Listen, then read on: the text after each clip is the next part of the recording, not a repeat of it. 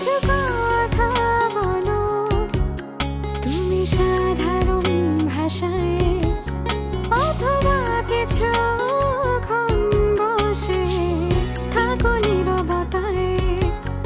একটু হাসো তুমি এতটুকু হালকা কথায়, চোখ বুজে থাকো যদি কবি কবি ভাবনায়।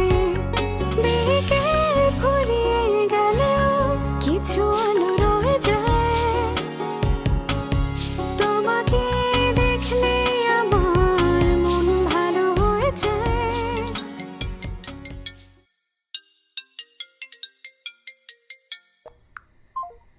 এলিন ফোর্ডের নাম যে তার সর্বলোকে কেনে,